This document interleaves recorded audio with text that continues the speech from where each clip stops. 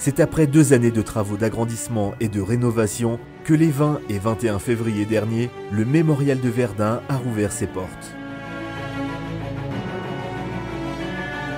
À cette occasion, le département de la Meuse et le Comité national du souvenir de Verdun ont convié les Meusiens à un week-end porte ouverte pour venir découvrir le parcours de visite totalement renouvelé. Un week-end fait de sourires et d'émotions partagées où 3000 visiteurs étaient invités à placer leurs pas dans ceux des combattants français ou allemands de Verdun. Ce qui est vraiment sympa, c'est de voir l'animation, les scénographies, les films, la démonstration 3D aussi, j'ai beaucoup apprécié. Voilà, non, c'est vraiment une très belle réalisation.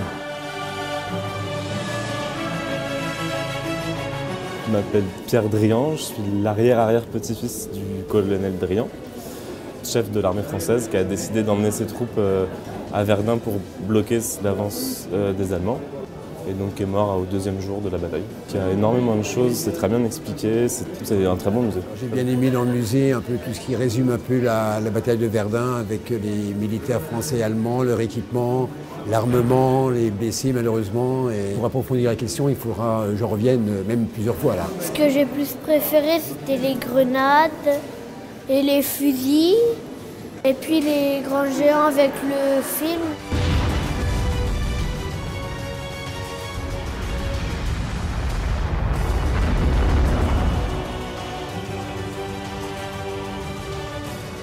Ils étaient extrêmement heureux de pouvoir réinvestir un mémorial qui était fermé depuis plus de 2 ans. On avait vraiment le sentiment qu'il y avait une très très forte attente de la part du public et la satisfaction est au rendez-vous.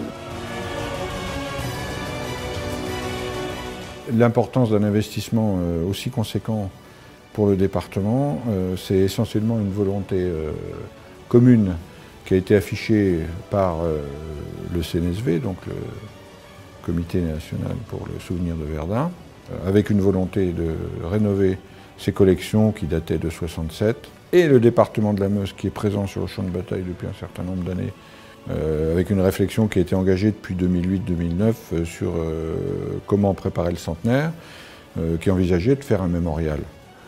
Le succès qu'on rencontre depuis quelques jours va être au-delà de ce qui avait été estimé. Je pense que là, on est vraiment au cœur du sujet, que le rendez-vous pour le centenaire 2016, après avoir eu des difficultés pour caler toutes les choses, le rendez-vous est vraiment là pour l'ouverture de cette année 2016 à l'intérieur du centenaire qui va durer jusqu'en 2018.